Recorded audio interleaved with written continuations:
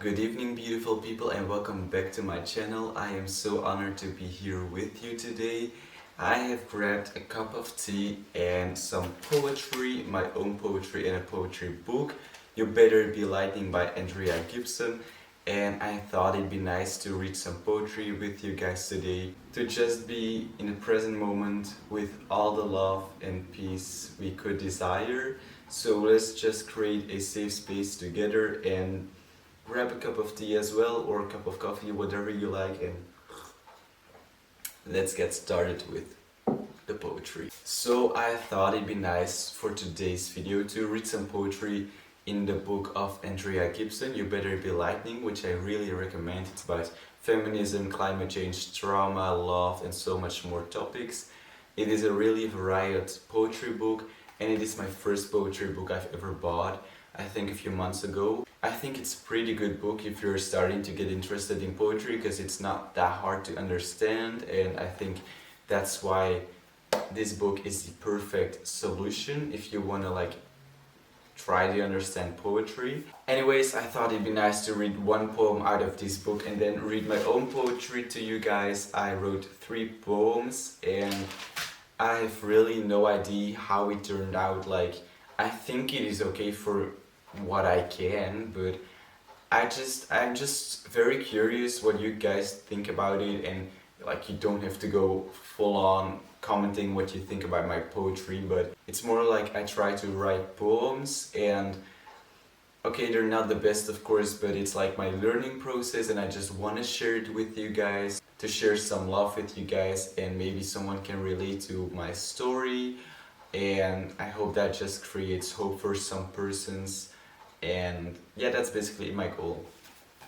So let's get started with the first poem. Also, one more thing you should notice is that my mother tongue is not English but Dutch, so I'm sorry if I pronounce something wrong or if my intonation is not the best. But anyways, we're just gonna get started. The first poem I am reading to you guys is Aliens Explain Why They Are Visiting Earth.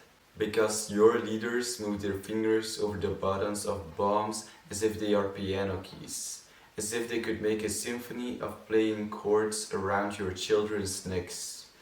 Because if the heart of the earth is in Arizona, the Grand Canyon is proof of how badly it is breaking.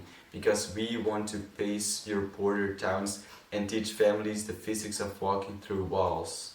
Because we don't understand why you believe hell is beneath you. Also, because we want to hear old men play Vivaldi in subway stations in Queens. Because we want to watch skateboarders in Berlin carve the streets into statues of themselves. Because we know kids in New Orleans glue bottle caps to the soles of their shoes and tap dance in Jackson Square. Because we've never seen anything like that anywhere. We've so many questions. Why do you fly saucers from the coffee table into the living room wall and insist your sadness doesn't exist? How did you come to believe that hating yourself would protect you from other people's hate? What do you mean when you say your hearts melt? Are they like glaciers?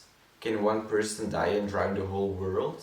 Is that what Jesus did when he meant to do the opposite? We are visiting from so far away, we thought it was the furthest one could go, until we saw the distance between 2 lovers who had been sharing the same bed for 4 decades. We are trying to make sense of the light years it takes to get from one side of a dinner table to another when you have buried someone in the dirt you think they have on you. To be human, it seems, is to know your true self only as well as you know a galaxy you've never been to. We came here to help you get there. That is one of the many poems you can find back in this amazing poetry book. And now guys, it's time for my poetry. It's on a whole other level, I can tell you that, but anyways, let's get started. My first poem is called My Faraway Best Friend. 30. I meet you, one of the many. 20. Eating bad food in Rita Hall together. 10. Being as innocent and young as 2 little babies who were just born. 9. Having a secret sleepover in your room. 8. You spilling some food in your overall and we acting for the camera to take a picture as if it has just happened and we caught it on our phone. 7. You spraining your leg just the day you weren't with me and I wondering if we could have captured that too. 6. You taking pictures of my crush during class to make me happy. 5. Actually, we were happy. 4. Complaining about classes and so much more. 3. You being my biggest support during my coming out. 2. Us taking so much pictures my phone can't handle and talking so much but far away from grudge. 1. Our laughs still composing beautiful notes, together being stupid because we could, together wondering where we will end. 0. The day you left and I broke out in tears. There you go, my best friend. After 30 days you're getting back home, back to Argentina. And in 30 days, the time we spent together, I'll be going home too, to Belgium. 11,300 kilometers away from each other. But we promise to meet again. And deep down, I know we will meet again. That was the first one. My second poem, A Plan Without a Plan. Why do I keep planning everything? It's like I have to, okay? I actually can't let go. It's like I will forget something. It's like I won't be successful if I don't. Plans create success, right? But I can feel this is not success, rather misery and stress. I even have to plan what friend I still have to see, that I need to eat, that I need to shower. Like, enough is enough. Like, I can't plan my entire life and still miss a train, you know? I can't be pissed on others because not everything goes as I planned. I should let go. I should embrace uncertainty.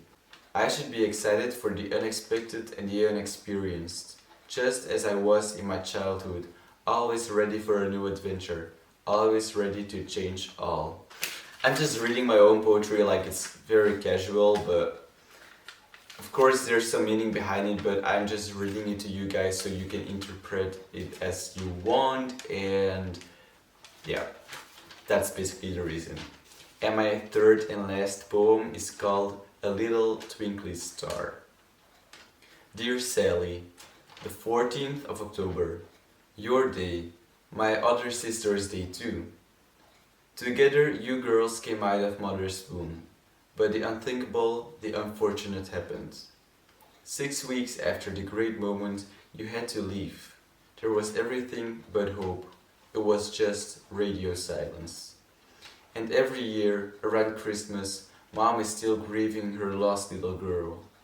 Every day, our sister feels you in her presence. No day goes by that you aren't with us, because you're always in our heart, and not only there, every church we enter, we light a candle. Every pitch black sky, we see a little twinkly star that represents you, waiting for us to come one day too. Because yes, I believe God is taking care of you, and yes, I believe you're with us everywhere, and goddamn yes, will we meet again, little sis. Call it what you want, but that was my poetry. I'm kind of emotional by the last one, to be honest. But I think that's the beauty of poetry. You can realize that you got feelings and that some things that happen in our lives or in other people's lives can influence our feelings so much, and it's such a big part of the human experience. But emotions are just so powerful, so beautiful, and I think I sometimes suppress them. And I think poetry is a beautiful way to just accept my feelings and express them in a better way or something like that. Anyways guys, I hope you love my poetry and the poem in the book of Andrea Gibson. I'm sorry if this video was kind of weird to you, or that it was like just reading to you guys, but it is really to comfort you guys, to create a safe space full of love and peace, and I hope you felt that truly in your heart as well. And I'm saying goodbye to you for now. I'll see you guys really soon in a new video, And yeah, bye.